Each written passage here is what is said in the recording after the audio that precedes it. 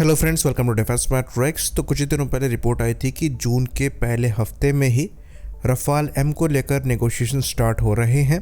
जैसा कि हम जानते हैं, ये एयरक्राफ्ट इंडियन नेवी द्वारा प्रिक्योर किए जाने हैं करीबन 26 के नंबर में। अब द प्रिंट द्वारा ये रिपोर्ट किया गया है कि ये नेगोशिएशन कंप्लीट हो चुके हैं और जो बेस प्राइस है उसको लेकर एक एग्रीमेंट बना है। बाकी अगर वार्तालाप की बात करें तो यहाँ और राउंड पेंडिंग है। मोस्ट लाइकली इस साल के एंड से पहले कॉन्ट्रैक्ट साइनिंग की यहाँ पर कोशिश करी जाएगी। तो ये एग्जैक्ट कितने अमाउंट की डील होगी इस पर क्लैरिटी नहीं है, पर कहा जा रहा है कि यूरो 4 बिलियन के आसपास ये हो सकती है, जो कि इंडियन रुपीज़ में अप्रॉक्सीमेटली 40,000 करोड़ के आसपास होता है, जो कि एयरक्राफ्ट का कॉस्ट इंक्लूड करेगा। साथ साथ मिसाइल्स, मेंटेनेंस कॉन्ट्रैक्ट्स वगैरह भी यहाँ पर इंक्लूडेड होंगे।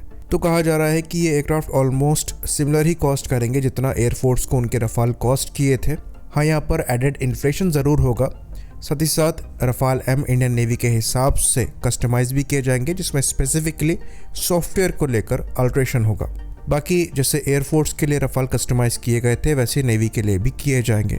इसमें मुख्य तौर पर Israeli helmet mounted display system, लो बैंड फ्रीक्वेंसी जैमर्स और ज़्यादा बेहतर रेडियो अल्टीमीटर्स इंक्लूडेड हो सकते हैं। साथ ही साथ सॉफ्टवेयर चेंजेस की बात करें तो एयर टू सी मोड में यहाँ पर चेंजेस किए जाएंगे, जिसके अंतर्गत इलेक्ट्रोमैग्नेटिक इंटरफेरेंस और इलेक्ट्रोमैग्नेटिक कंपैटिबिलिटी भी यहाँ पर इंडियन नेवी के हिसाब से चेंज करी जाएगी।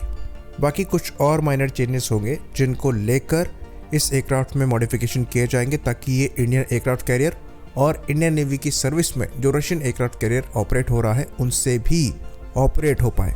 यानी कि ये चीज़ साफ है कि ये INS विक्रांत और INS विक्रमादित्य दोनों से ऑपरेट होंगे। बाकी अगर ट्रेनिंग की बात करें तो कैरियर ऑपरेशंस को लेकर फ्रेंच टीम इंडियन नेवी की टीम को ट्रेन करेगी। वहीं पर इंडियन नेवी के ऑफिशियल्स अभी से ही एयरफोर्स के साथ भी कोऑर्डिनेट कर रहे हैं इन एयरक्राफ्ट को मेंटेन करने के लिए और इनको ज़्यादा बेहतर समझने के लिए, जिसके लिए रेगुलर विजिट नेवल ऑफिशियल्स द्वारा अम्बाला एयरफोर्स स्टेशन पर करी जा रही है, जहां इंडियन एयरफोर्स ने अपने रफाल प्लेस किए हुए हैं। बाकी पास्ट में कुछ रिपोर्ट्स ऐसी भी आई थी जहां ये कहा जा रहा था कि डील साइनिंग के बाद कुछ फ्रेंच नेवी के रफाल इंडियन नेवी को दिए जाएंगे ट्रेनिंग के लिए, और मोस्ट लाइकली डील साइनिंग के 3 साल बाद ही इंडियन नेवी को उनके रफाल मिल पाएंगे। यानी कि 2027 से ही इंडियन नेवी अपने रफाल रिसीव करना स्टार्ट करेगी और इनकी डिलीवरी मोस्ट लाइकली 2 से 3 सालों में ख़त्म करने की कोशिश करी जाएगी। तो 2028 या फिर 2029 तक ही पूरी तरीके से ये एयरक्राफ्ट इंडियन नेवी के पास आ पाएंगे। बाकी जो ये सवाल उठाए जा रहे थे कि डसॉ एविएशन की जो ऑर्डर बुक है वो पहले से ही भरी हुई है UAE और इंडोनेशिया के ऑर्डर से, तो समय पर डिलीवरी कैसे हो पाएगी, इसको लेकर डसॉ एविएशन द्वारा कुछ इंडिकेशन दिए गए थे, जहां पर प्रोडक्शन लाइन को फर्दर बढ़ाने के प्रयास किए जा रहे हैं।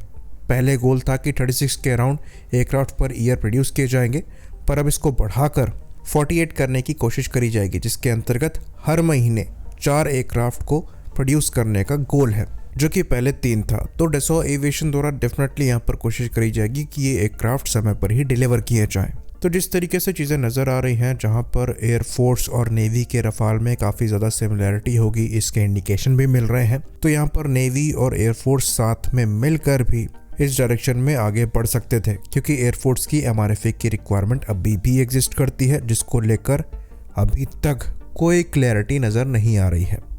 बीच में ये बात उठी भी थी कि हो सकता है नेवी और एयरफोर्स साथ में मिलकर MRFA और MRCBF कॉम्पिटिशन को एग्जीक्यूट करें, पर नेवी ने यहाँ पर अपना डिसीजन ले लिया और एयरफोर्स द्वारा अभी तक कोई फैसला लिया नहीं गया है। ऑल्दो एयरफोर्स के इन्वॉल्व होने पर हो सकता है नेवी के लिए भी डील फंस सकती थी, क्योंकि नेवी की रिक्वायरमेंट थोड़ी अर्जेंट है और क्योंकि एयरफोर्स की रिक्वायरमेंट बड़ी है, तो वहाँ फंड्स को लेकर मामला फंसने की प्रोबेबिलिटी ज़्यादा है और शायद इसलिए MRFA को लेकर अभी भी क्लैरिटी नहीं है। अगर होती तो अच्छी खासी पॉसिबिलिटी है कि हम यहाँ पर ज़्यादा बेटर डील नेगोशिएट कर पाते और हो सकता है प्रोडक्शन लाइन को भी इंडिया शिफ्ट करा पाते। खैर, ऐसा लगता है कि नेवी अपना काम समय पर यहाँ करती नज़र आ रही है। बाकी एयरफोर्स के लिए चीज़ें कहाँ जाती हैं वो समय ही बताएगा, क्योंकि MRFA का कुछ खास फ्यूचर नज़र आ नहीं रहा है। एडिशनली 36 और रफाल ऑर्डर कर लिए गए होते तब भी एयरफोर्स को डिप्रेटिंग स्क्वाड्रन संख्या से थोड़ी राहत मिलती, पर फिलहाल तेजस ही हमारे पास एक ऑप्शन है, जिनकी डिलीवरी में अगेन हमें डिले दिखाई दे रही है। आई होप चीज़ें यहाँ पर क्लियर रही हों।